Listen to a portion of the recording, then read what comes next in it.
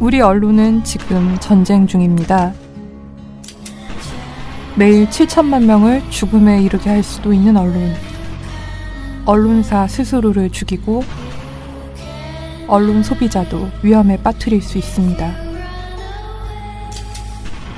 더 나은 언론을 위해 민주언론 시민연합.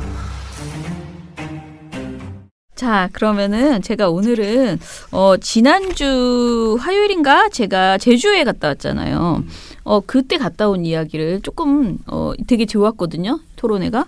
그 내용을 제 얘기뿐만 아니고 다른 사람들이 했던 발제까지도 제가 포함해서 좀 간단하게 요약을 해서 두 분이 어차피 신문방송 모니터를 하시는 분이니까 이 주제를 알고 있는 것도 필요하고 알겠습니다. 교육의 차원에서 같이 얘기를 하는 시간을 갖도록 하겠습니다. 오늘 강의인가요? 강의는 아니고 여러분들 팟캐스트 여러분 듣는 분들도 평소와는 다르게 오늘은 좀 옛날 이야기들도 있고 그냥 성매매 보도를 전반적으로 훑어보는 그런 이야기입니다. 자, 주제는 성폭력 성매매 보도의 현주소 뭐 이런 거예요. 자, 성폭력 보도는 우리가 사실 많이 했기 때문에 우리 그 미디어 탈곡기를 많이 들어보신 분들은 많이 아실 거예요. 성폭력 보도 뭐 너무 자세히 하지 마라, 선정적으로 하지 마라. 그 그러니까 피해자를 2차 가해할 수 있는 그런 식의 표현을 하지 마라. 그리고 가해자의 주장 일방적으로 옮겨서 이야기하지 마라. 뭐 이런 이야기들이 계속 있었습니다. 그런데 생각보다 성매매 보도가 있나? 성매매 보도를 우리가 뭐 이렇게 많이 나오나? 이런 생각이 드실 건데요. 성매매 보도의 가이드라인이라는 게 사실 하나 있어요. 굉장히 좀 아쉽기는 하지만 아쉬운 형태이긴 하지만 하나 있는데 그게 2008년에 만들어졌습니다. 왜 만들어졌냐면은 성매매 방지법이 그야말로 실행이 됐죠. 2004년 12월 8일 KBS 뉴스. 국민의 60% 가까이가 성매매 방지법이 우리 사회에 긍정적 영향을 끼쳤다고 보는 것으로 조사됐습니다. 여성부가 성매매 방지법 시행 석 달을 앞두고 전국 20세 이상 성인 남녀 1,000명을 대상으로 조사한 결과 58%가 성매매 방지법이 불법 성매매 억제와 왜곡된 성문화를 바로잡는 긍정적 효과가 크다고 응답했습니다. 그래서 그때 당시에 2008년에 엄청나게 성매매 보도가 많았어요. 그러니까 성매매를 이렇게 방지를 하니까 그 반발심이 너무 커서 언론들이 막 이 법이 문제가 있다. 그리고 오히려 풍선 효과가 더 지금 크게 나타나고 있다라고 하면서 막 다른 식의 보도들이 엄청나게 많았거든요. 그래서 그때 당시에 성매매 보도 가이드라인 같은 것을 좀 약간 부족하나마 여성단체에서 이제 만들었었거든요. 그래서 그러니까 모니터를 하고 만들었는데 그 결과를 발표하는 그 뭐 회의 같은 거에 제가 그때 당시에 민원연 협동사무처장이었기 때문에 갔었어요. 그래서 같이 이제 토론도 하고 그랬는데 그러고 나서 저도 잊어버리고 있었는데 지금 처음으로 그때 그 가이드라인을 업데이트해야 된다라는 이야기가 이제 나오기 시작했어요. 최근에. 그래서 이번에 이 토론회를 하게 된 거거든요. 자, 일단은 말씀을 드리면은 성매매 보도가 생각보다 많이 있습니다. 그런데 이것에 대한 가이드라인이 너무 없고 특히 성폭력 보도 가이드라인은 엄청나게 많은 버전이 있고 계속 업데이트가 되잖아요. 그리고 성폭력 관련해서는 그 방송 심의 규정에도 비교적 자세히 그래도 다른 분야에 비하면 자세히 있는 거예요. 우리는 그게 약하다고 생각해요. 성폭력 그러니까 양성평등 조항이 4개인가 있잖아요. 상세하게 4개 있어요. 방송 심의 규정에. 그런데 그 4개가 굉장히 이제 미흡하다고 생각하지만 생각해 보시면요. 장애인 인권이나 뭐 성적 소수자의 인권이나 이주 노동자 이런 관련해서는 그런 조항 자체가 없어요. 지금. 그러니까 그냥 인권 침해, 인권 보호 조항이라는 것 한마디만 들어있지 장애인은 이렇게 다루면 안 된다. 이렇게 하면 안 된다. 이렇게 자세하게 써 있지 않아요. 그런데 양성평등만 그게 비교적 4개의 조항으로 이렇게 자세하게 들어있어요. 이거는 왜 이렇게 됐느냐. 우리 사회가 갑자기 성평등에 대해서 엄청난 그런 뭐 진보가 이루어졌느냐. 그건 아니고요. 정말 여성가족부가 생겨서 그러니까 예전에 여성부가 생겨서 계속 꾸준하게 이 양성평등 관련된 모니터를 하고 그 모니터 결과로 가이드라인을 만들고 그리고 또 모니터를 하고 이걸 계속 업데이트를 하면서 방송통신심의위원회에 MOU를 맺어서요. 이거를 계속 반영시킨 거예요. 그래서 개정 작업을 추진한 거죠. 그래서 저는 이런 작업을 국가인권위원회나 보건복지부나 이런 다른 국가기관들도 다 해야 된다라고 생각을 하는 게 자살보도 가이드라인 이런 것들도요. 되게 잘 만든 게 있잖아요. 그런데 방송 심의 규정은 되게 부실하게 되어 있거든요. 그러면은 자살보도 가이드라인을 거기에 좀 반영해달라. 그래서 실제 왜냐하면 방송심의 규정에 그게 들어가 있어야 방송사들이 주의를 하잖아요. 심의 규정을 어기면 징계를 받으니까. 근데 이게 가이드라인을 만들어놨어도 아무리 잘 만들어놨어도 심의 규정에 적용이 안 돼 버리면은 생각도 안 해요. 그걸 배울 생각도 안 해. 그러니까 저는 심의 규정에 이렇게 반영시키는 작업. 그렇다고 모든 것을 다 법으로 할 수는 없지만 정말 하지 말아야 될 것들은 거기에 이제 집어넣는 작업을 해야 된다라는 점에서 여성가족부가 비교적 그래도 이런 작업들, 그러니까 성폭력 관련된 것들은 많이 진보를 이루었다라고 생각을 해요. 그런데 그 사각지대에 성매매 보도가 있습니다. 성매매 보도는 제가 말한 것처럼 거의 11년 전에 나왔던 언론 가이드라는 것 하나밖에 없었고요. 그 이후로 한 번도 관련된 모니터가 공식적으로 진행된 바가 없어요. 그러니까 성매매 보도에 대해서는 민원연만 겨우 했다는 생각이 들 정도예요. 거의 보도 모니터가 없어요. 그런데 이제 이게 생각해 보시면요. 장자연 사건도 있었고요. 김학의 사건 있었고요. 여러 가지 어떻게 보면 권력이 강제로 막 성매매를 그야 시도한, 그러니까 이게 성폭력 겸 성매매잖아요. 그런 것들도 굉장히 많이 있었고요. 이런저런 사건들이 있었는데 제대로 모니터가 진행되지 않았었고, 사실은 어떤 사건이 터져서 그 사건으로 인한 보도의 문제점이 불거지면 그걸 한번 반성하고 그걸 통해서 가이드라인을 만들어서 이제 언론이 바뀌어 나가야 되거든요. 근데 학습이 안 되는 거야. 비판을 안 받으니까 똑같은 짓을 또 하고 또 하고 이렇게 되는 거예요. 비판 받아도 또 하기도 하고. 그러긴 하죠. 그렇지만 또 아주 세게 비판하면 이건 정말 부끄럽다. 이건 좀 너무한다 하면서 좀 바뀔 수도 있잖아요. 그런데 이제 그런 게 잘 안 된다라는 것이고요. 그래서 제가 오늘 성폭력 보도에 대해서는 이야기하지 않고 성매매 보도부터 얘기해 볼게요. 우리가 최근에 다뤘던 2016년부터 18년 사이의 민원연 모니터링 결과 중에서 제일 성매매 보도하면 떠오르는 게 무엇인가요? 딱 있어. 딱 있어 하나. 웃겼던 거. 박종진. 맞아. 그렇죠. 예. 생각이 나네요. 바로 생각이 나네요. 역시 서당 게임. 대단하시네요. 네. 성매매 특별법 만들기 전에 노무현 대통령 때 그 이전에는 성매매 하셨죠? 누가요? 우리 박사님. 대학교 다닐 때. 그때는 성매매 특별법 이전에는 많이 있었지 않습니까? 집장촌도. 법이 있느냐? 그거 한 번도 안 가보셨습니까? 집장촌을? 근데 사실 우리가 이때 당시에 이제 황상민 씨를 너무 코너에 모는 그 상황 자체가 너무 어처구니가 없어서 우리가 그냥 지나갔게 그 부분에 초점을 맞췄는데요. 사실 이 사람이 말한 것의 가장 문제점은 뭐였냐면요. 이때 뭐라고 했냐면 지금요. 솔직히 말하면 그 대학생들 아들을 둔 어머니들이요. 지금 너무너무 이 법의 폐지를 주장하고 있습니다. 차오를 칠까 봐라. 진짜로요. 이거 내가 농담이 아니고 진짜 그러고. 자, 이제는 좀 국회 20대가 됐으니까 양심껏 포퓰리즘이 아니라 좀 정말 좀 국회에서 이거 좀 철회해줘야 된다. 그런데 국회 그리고 이제 풍선 효과를 전혀 보지 못했다. 거기에다 오원춘 같은 그런 극악범들이 범죄자들이 굉장히 늘고 있죠. 그리고 성병도 굉장히 많이 늘어나고 지금 비뇨기과에 손님이 꽤 많이 늘었다. 이런 기사도 있습니다.라고 하면서 막 횡설수설하면서 성매매에 대해서 계속 이야기를 해요. 그러니까 성매매의 약간 필요성 이런 이야기들을 하거든요. 근데 우리나라가 성매매를 한다는 것이 그러니까 성매매 특별법이 있다는 것이 얼마나 어처구니 없는 일인지를 이야기를 하면서 북한에서 소고기 먹으면 감옥 간대요라고 말을 하거든요. 사형당한다는 얘기까지 있어요라고 말을 해. 그랬더니 지금 북한에서 소고기 먹는 거랑 남한에서 성매매하는 거랑 비슷한 걸로 비유하시는 겁니까?라고 황상민 씨가 말을 해요. 그랬더니 아니 그러니까 법으로는 그렇다는 거잖아요라고 하면서 이 박종진 씨가 하는 말은 북한에서 소고기 먹으면 감옥 간다라고 하는 것처럼 남한에 성매매 특별법이 있는 게 어처구니 없는 법이다라는 주장이에요.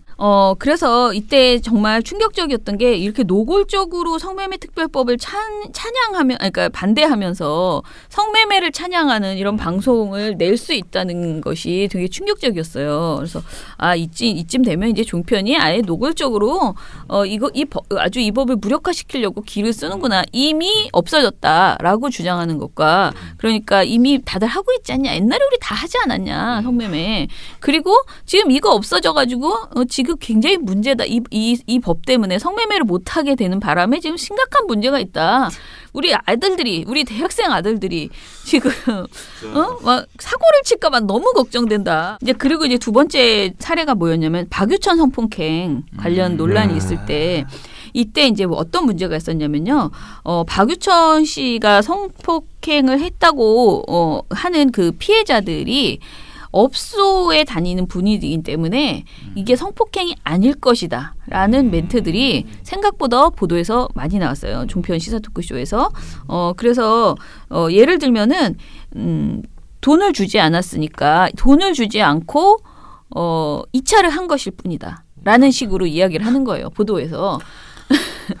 그래서 돈을 주고 2차를 나가는 성매매는 괜찮은데 화장실에서 적절한 돈을 지불하지 않고 성행위를 했으니 성폭력일 것이다 라는 식의 대화가 그냥 방송에서 그대로 나가는 경우가 있었습니다. 자, 이거는 TV조선의 이슈 분석이라는 방송에서 이제 그 남자 종업원의 발언을 그대로 이제 인터뷰를 해주면서 이런 식의 발언들이 나왔고요. 그러니까 성폭력은 아니다. 다만 2차 지불을 안 했을 뿐이다. 이런 소리를 하거든요. 근데 이런 식의 이야기들이 여기저기에서 비슷한 말들이 계속 나옵니다. 그래서 한마디로 이들의 대화를 들어보면은 그런 거죠. 성매매 여성은 성폭력을 당하는 것에 대해서 개념이 성립되지 않는 거예요. 돈만 주면 된다라고 생각하는 그런 생각들이 있었고요.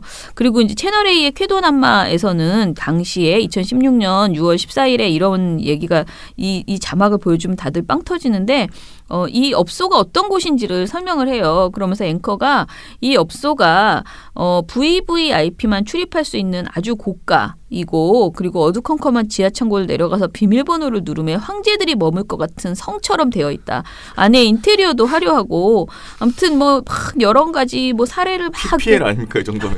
거의 너무 웃겨. 제가 이걸 다 읽어드리기 민망할 어떻게 방송에서 이런 말이 나왔지라고 생각할 정도로 그렇게 나와요. 그리고 자막이 어떻게 나오냐면 내가 자막을 그대로 읽어줄게. 그 업소를 보여주면서 VVIP 손님들 대상 영업 1인당 50만 원 내외 여성 종업원 명문대 유학파 다수 방 10개 각 방에 작은 화장실 위치 이렇게 써 있어요. 이게 자막이야.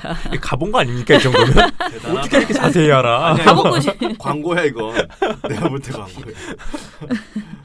그래서 이때 당시에 사실 성폭력 보도가 아니고 성매매 업소 광고 그치. 방송을 거의 하는 수준으로 나온 거예요. 그리고 거기에 있는 그 분들이 그 한마디로 템프로라는 분들이 어떤 분들인지 그리고 이 업소가 종류별로 있는데 뭐 북창동식 풀사 뭐 이런 뭐 아무튼 이상한 이름 나는 이때 정말 너무 많은 걸 알았어. 전혀 모르던 내용을 종편 모니터를 하면서 처음 알게 된 거야. 도대체 이게 다 무슨 소리야. 뭐 이렇게 생각하는 그런 어처구니 없는 일들이 있었습니다. 자, 그래서 우리 최근 들어서 2016년에서 2018년 사이에 그 성매매 관련 내용들은 사실은 보면은 약간 다른 사건이 나오면서 살짝 성매매 사안들이 이제 들어가는 수준으로 이야기를 해요. 또 다른 보도를 보면은 학교 밖 청소년 범죄 성매매 유혹이라는 MBC 보도 2016년 보도가 있었는데요. 이 보도에서 청소년들이 범죄의 위험에 노출되어 있다는 그런 내용을 보도를 합니다. 그런데 이 보도에서는 그 청소년들이 이제 가출을 했을 때 나왔을 때 성매매를 많이 하게 된다라는 내용이에요. 그런데 생각을 해보세요. 가출 청소년이 성매매를 하는 게 그 가출 청소년 본인의 문제가 걔네들의 그 어떤 뭐 무슨 이 관념, 뭐 정조관념이라고 하죠. 그런 게 약해서일까요? 이건 정말 제도적인 문제거든요. 일단은 우리 사회가 가출 청소년이 많아지는 그것 자체가 교육의 문제이기도 하고 그리고 가정폭력의 문제이기도 하고 다양한 문제가 들어있어요. 그런데 이 아이들을 어떻게 표현하냐면 학교를 나온 여자 청소년의 경우 성매매의 유혹에 쉽게 노출됩니다. 2년 전 학교를 그만둔 김모 양도 그랬습니다. 22살이라고 말하면 랜덤 채팅방에서 바로 나가고 17, 18이라면 저 되게 좋아하던데. 22살이라고 말하면 랜덤 채팅창에서 바로 나가고 17살, 18살이라고 하면 되게 좋아하는데 라고 하는 그 학생의 인터뷰를 또 실어줍니다. 나는 성매매하기 싫어요. 무섭고 무서워요. 그런데 돈이 필요하고 언니들도 이걸로 쉽게 돈을 벌고 그러니까 라는 발언도 합니다. 이런 발언을 그냥 방송에서 다 보여주거든요. 그리고 기자가 말합니다. 가출에 돈도 없는 상태에서 잘 곳을 구하려다 보니 겁이 나도 성매매가 가장 쉬운 방법으로 보였다고 합니다. 아이들의 문제로 그냥 완전히 전적으로 아이들의 문제로 치환을 하거든요. 그런데 제가 최근에 들은 얘기는 외국에서는 청소년 성매매는 성매매라고 아예 표현을 안 한대요. 이건 성범죄고 그야말로 성인이 청소년의 성을 착취한 것이다. 성매매라는 게 성립이 안 되는 거예요. 그렇게 이야기를 한다는 거예요. 근데 우리나라는 그게 마치 아이들 스스로 그냥 내가 성을 파는 그런 계약관계인 것처럼 그렇게 표현을 하고 있다는 거죠. 이거는 좀 문제가 있고요. 그래서 우리가 사실 없어진 단어 중에 원조교제라는 표현이 사실 요즘 많이 없어졌어요. 네. 그러네요. 예. 근데 이제 원조 교제가 없어져서 그럼 우리 사회가 되게 좋아졌나?라고 생각하면 뭘로 바뀌었냐면은요. 조건 만남으로 바뀌었어요. 네. 더 나빠진 것일 수도 있어요. 왜냐하면 원조 교제는 내가 너한테 뭔가를 교제 조건으로 돈을 준다라는 거였는데 조건 만남은 더 딜이야. 그래서 너랑 나랑 조건을 정하고 어떤 조건. 그러니까 나는 너한테 어디까지 허용하고 너는 나한테 얼마를 주고 이 어떤 그 수위를 조정하고 그거를 하는 그런 조건 만남으로 많이 바뀌었는데 이런 표현들이 다 마치 아이들이 스스로 그런 것들을 결정하고 주체적으로 성매매를 하고 있는 것 같은 착각을 우리에게 준다는 것이죠. 그래서 이 청소년 성폭력에 대해서는 그러니까 청소년 성매매 이거는 폭력으로 우리가 인지하고 좀 더 우리가 쓰는 단어 자체를 바꿔나가야지 된다라는 이야기를 좀 하고 있어요. 그래서 이게 뭐 어디가 정답이고 그럼 이거의 대신으로 무엇을 말해야 되는지 이런 건 잘 모르겠어요. 그런데 지금 현재 하고 있는 이 용어는 문제가 있다라는 것이고요. 우리가 최근에 김강일의 신통방통에서 그 강진 고교생 살인 사건 다루면서 거기에서도 원조교제, 몽캠 이런 말들을 그대로 했거든요. 근데 이런 표현 자체가 이 다른 이 방송의 문제도 문제지만 원조교제나 몽캠 가담자로 고등학생을 그냥 몰아간 그것도 문제지만은 이 표현의 문제도 분명히 있었다라는 것이고요. 나쁜 짓이다라는 걸 분명하게 보여주는 단어로 바꿔서 우리가 사용해야 된다는 것이죠. 우리 사회가 제대로 복지가 되어 있고 그리고 청소년을 보호하는 조치가 되어 있다면은 사실은 이렇게 방치할 수 없는 문제인데 지금 이 학생들이 보통 이제 가출을 하면은 그 팸인가 뭐 해가지고 가출한 친구들끼리 모여서 한 집에 막 살면서 거기에서 더 힘이 센 아이가 그러니까 이거를 제가 전에 얘기했죠. 또래포주라는 말을 애들이 진짜 많이 쓴다고. 근데 또래포주도 저는 참 어처구니가 없는데 아무튼 그 어른이 포주가 있는 게 아니고 자기들끼리 그렇게 이제 한다는 거예요. 그런데 그냥 흔하게 쓰는 그냥 표현들 있잖아요. 그런 표현들이 범죄가 정말 범죄로 느껴지게 하는 그런 표현으로 좀 바꿔야 되겠다. 우리가 예전에 많이 썼던 말 중에서 발발이라는 말 되게 많이 썼어요. 대전 발발이, 뭐 경기 발발이. 이게 왜 없어졌냐. 우리가 성폭행하고 도망간 사람을 지금 우리가 귀여운 발발이로 그렇게 하는 게 나는 너무 귀여운데 발발이는.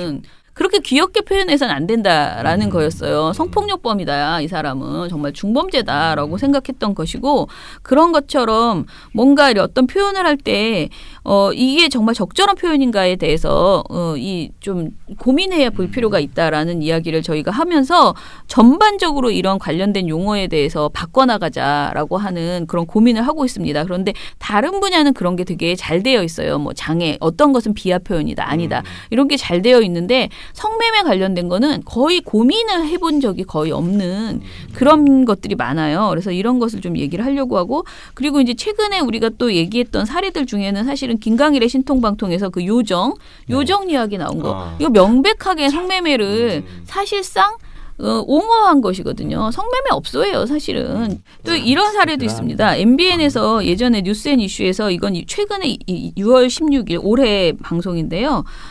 최민수 씨 부부가 룸사롱에 같이 간 사건을 이야기를 하면서 그러니까 연애 전문 기자가 뭐라고 하냐면은 최민수 씨 부인 그 부인 이름이 생각 안 나는데 아무튼 그분이 이제 최민수 씨라는 독특한 사람이랑 같이 살면서 별별 일이 다 있었다라는 이야기를 연애 전문 기자가 얘기를 하거든요. 그런데 이 과정에서 뭐라고 하냐면은 최민수 씨는 정말 독특한 것 같아요라고 하면서 부인을 계속 룸사롱에 데리고 다녔대요. 그래서 부인이 룸사롱을 다 섭렵했다고 합니다라고 말을 하면서 룸사롱이 남성들의 문화인 것처럼 방송에서 그냥 아무렇게 막 이야기를 하다가 이 사람은 최민수 씨가 거기 가서 일만 하는 것이다. 그러니까 다른 짓은 안 한다. 일만 한다라고 이야기를 하고 자기는 그래서 이해하고 있다. 남편분이 편안하게 친구분들 만나라고 룸사롱에 그냥 가도 다 이해하고 있다라고 이 부인이 이해하고 있다라고 기자가 말을 합니다. 그런데 사실 룸사롱에 가는 것이 남성의 일반적인 문화는 아니거든요. 특히 이제 2차가 많이 행해지거나 또는 성매매까지는 아니어도 아주 굉장히 이제 여성 종업원들이 많이 나오는 이런 업소에 대해서 그건 그냥 남성 문화일 뿐이야. 그건 일이야. 남성들의 세계야라고 이야기하는 이런 것들이 이제 너무 버젓이 벌어지고 있다라는 것이에요. 방송에서 계속 그것을 당연시하고 있다라는 것이고요. 그래서 이런 전반적인 문제를 우리가 계속 이제 지적을 하고 있는데 우리가 여러 번 얘기했던 것처럼 지금 방송통신심의위원회에서는 이런 거는 내봤자 정말 아무 문제가 없는 것으로 거의 다 통과가 됩니다. 자, 그래서 우리가 성매매 보도 가이드라인을 좀 만들어야 되겠다라는 이야기들을 계속 하고 있고요. 최근에 제가 간 그 토론회에서는 제주 지역의 언론을 가지고 성매매 보도가 어떻게 나왔는지를 좀 봤거든요. 그랬더니 우리가 가이드라인에서 성매매 관련 표현을 하지 말아야 될 표현들이 있어요. 예를 들어서 고객, 손님 이 말은요. 그러니까 성매매 업소의 고객, 손님이라는 표현을 많이 쓰거든요. 그런데 이거는 성구매자, 성구매 남성이라고 쓰자라고 우린 얘기를 하고 있어요. 그런데 실제로 최근 모니터를 해보니까 최근 보도에서도 다 손님이라고 계속 그렇게 얘기가 되어 있더라고요. 예를 들어 하나 제가 읽어볼게요. 무허가 직업 소개서인 일명 보도방을 운영하며 5,601차례에 걸쳐 유흥주점의 여성 성접대부를 소개한 혐의로 기소된 김모 씨. 주절주절 나와요. 그러다가 이 씨는 지난 2008년 3월 4일 자신이 운영하는 제주도 무허가 직업 소개서에서 온 여성 접대부에게 손님과 성관계를 갖도록 하는 등 6차례에 걸쳐 성매매를 알선한 혐의로 기소됐다라고 말을 하거든요. 이렇게 써 있거든요. 기사가. 근데 그런데 이거는 성구매 남성 또는 성구매자라고 쓰셔야지 된다. 이게 그냥 우리가 이렇게 마트에 가서 사는 물건의 손님 이게 아니다라는 것을 분명히 해달라라는 것이고요. 그리고 이 말도 참 많이 쓰는데 사창가, 홍등가, 집창촌, 성매매촌 이 표현이 다 부적절하다라고 하고요. 저희가 단 하나로 밀고 있는 것은 성매매 집결지예요. 성매매 집결지. 네. 그래서 사창가, 홍등가 이거는 왜 안 된다고 하냐면은 이게 사실은 지금 쓰고 있는 단어 자체가 아니고 홍등가는 이렇게 빨간 등이 걸려 있다고 해서 홍등가라고 하는 것이고 사창가도 이제 마찬가지 개념으로 이제 얘기를 하거든요. 근데 지금은 성매매 집결지, 그러니까 집결지 모여 있는 곳 있잖아요. 막 이렇게 어떤 성매매 업소들이 한꺼번에 모여 있는 것, 이것을 성매매 집결지라고 표현을 하고요. 윤락, 매춘, 매매춘 이런 표현도 안 쓰고 있어요. 이거는 매춘이 봄을 판다 뭐 이런 그런 느낌이잖아요. 근데 그게 아니고 그냥 성매매라고 분명하게 말을 해라. 성을 정확하게 그 매매를 하고 있다라는 이 행위의 악질성을 그냥 그대로 보여주는, 미화시키지 말라라는 거예요. 매춘 뭐 이렇게 해서. 그리고 또 쓰지 않는 표현은요. 창녀, 율락녀, 율락여성 이런 표현도 여종업원 이런 표현 쓰지 말고 성매매 여성이라고 쓰던가 사실은 성매매 피해 여성이라고 써야지 맞다라고 저희는 얘기를 하고 있어요. 그래서 뭐 굳이 한다면 성매매 그 피해자 또는 성매매 여성 이런 식으로 표현을 하자라고 지금 하고 있는데 이것을 가지고 거의 이루어지지 않더라. 모니터를 해보니까 거의 그대로 다 손님 그다음에 율락녀 이렇게 율락녀라는 표현 생각보다 창녀라는 말은 별로 안 나오는데 율락녀라는 표현은 굉장히 최근까지도 많이 나오고 있더라라는 것이고요. 그리고 저도 지금 그런 말을 많이 하는데 성매매 방지법이라고 하는 게 맞아요. 그래서 성매매 방지법이라고 성매매 금지법도 아니고요. 그냥 성매매 방지법이라고 표현하라고 되어 있습니다. 방지하기 위해서 정말 성매매를 방지하기 위해서 만들어 놓은 법이어가지고 성매매 알선과 매수 예방 및 피해자 지원을 위해서 한 법이에요. 그래서 이 법의 취지를 봤을 때 성매매 방지법이 제일 맞다라고. 금지는 딱 그 행위 매매 성매매 그 자체만을 하는 건데 이거는 전반적으로 피해자 지원까지 다 들어있는 그런 개념이라고 합니다. 예. 그리고 성매매 피해 여성에 대한 정보 공개 이게 여전히 많이 되고 있다고 합니다. 그래서 이 생각보다 성매매 피해 여성에 대한 그 정보를 우리가 성폭력 피해 여성에 대한 정보 공개하지 말라고 얘기하잖아요. 그거랑 마찬가지로 공개하면 안 되는데 이거를 그냥 막 오픈해가지고 너무 자세히 보도하는 경우들도 여전히 굉장히 많대요. 가장 충격적이었던 것은 2017년 10월에 부산에서 이제 에이즈 걸린 여성이 성매매를 했다라는 사건이 있었는데요.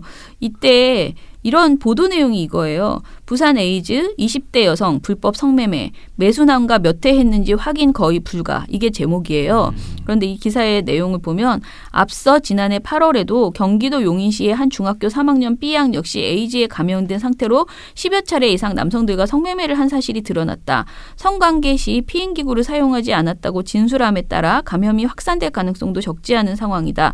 라고 보도를 했는데 이 보도에서는 피해 청소년의 나이와 지역을 이렇게 정보를 이제 그대로 냈잖아요. 근데 이런 식으로 어느 지역에 뭐 에이즈, 뭐 중학교 3학년 뭐 이런 식으로 나오는 것 자체가 부적절하다. 그런 개념이거든요. 그래서 우리가 계속 말할 때 뭔가 특정하는 거 정보를 2개, 3개만 줘도 찾아낸다고 그랬잖아요. 그래서 이런 것들을 하지 말라라는 것이고요. 그리고 이런 보도를 했을 때 그 불법 성매매를 한 여성만 굉장히 나쁜 사람으로 만들어버려요. 근데 성매수남에 대해서는 성구매를 하는 성인 남성에 대한 이야기는 전혀 질책이 나오지 않아요. 그러니까 지금 아까 말한 그 학생은 에이즈에 감염된 중학교 3학년인 여성이에요.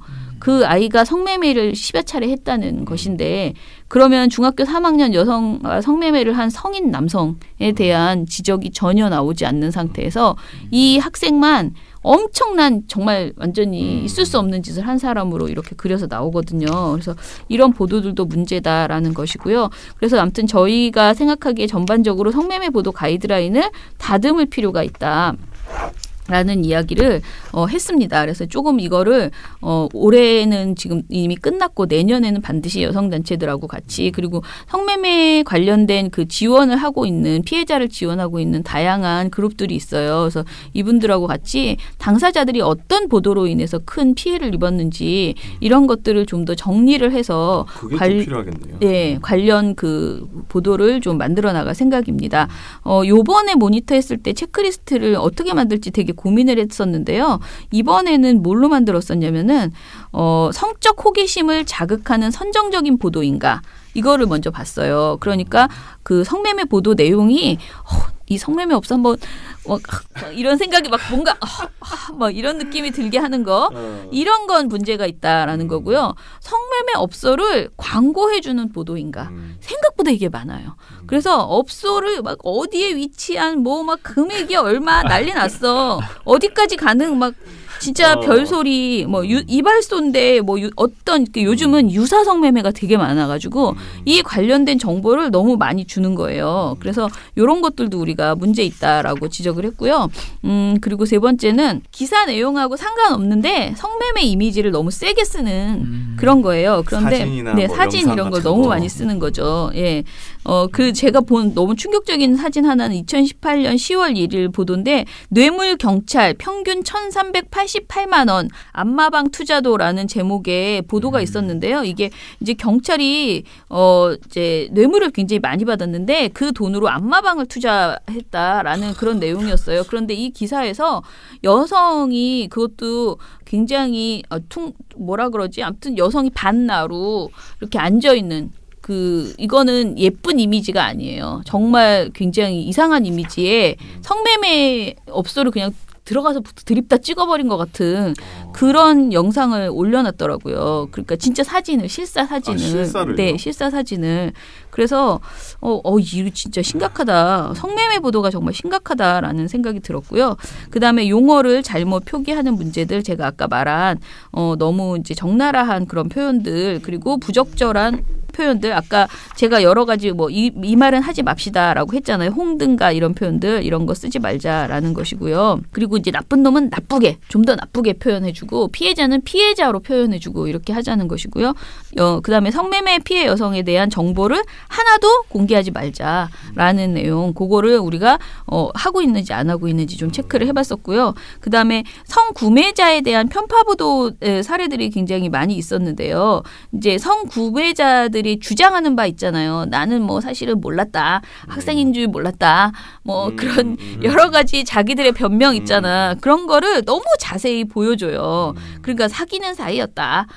매매가 아니다. 조건 뭐 정말 완전 제가 나를 속였다. 나는 제가 성인인 줄 알았고 나는 지금 데이트하고 있는 중이었다. 난 돈 줄 생각이 없었다. 이건 성매매가 아니다. 막 이런 식의 이야기들을 너무 자세히 이제 그 보도해주는 이런 경우들이 많아서 이런 것들도 하지 말라라고 얘기했고요. 그다음에 성매매 보도를 할 때는 되도록이면은 그 성매매 피해자 지원 제도에 대한 정보를 좀 제공해 달라라는 거예요. 왜냐하면 그런 보도를 보면은 우리가 자살 보도할 때 밑에다가 뭐 자살에 대해서 지금 뭐 내가 그런 생각이 든다면은 여기로 전화하십시오라고 해서 안내문을 넣잖아요. 그래서 우리 최근에 그런 우리 모니터 밑에도 그런 걸 넣었잖아요. 노회찬 의원 돌아가셨을 때 그때 그 밑에다가 일부러 계속 그 문구를 넣었거든요. 그런 것처럼 성매매 보도가 있을 때는 그 밑에다가 그런 정보를 넣는 거죠. 성매매 피해자를 위한 제도가 우리나라에 있습니다. 여기로 전화를 하시면 지원을 받으실 수가 있습니다.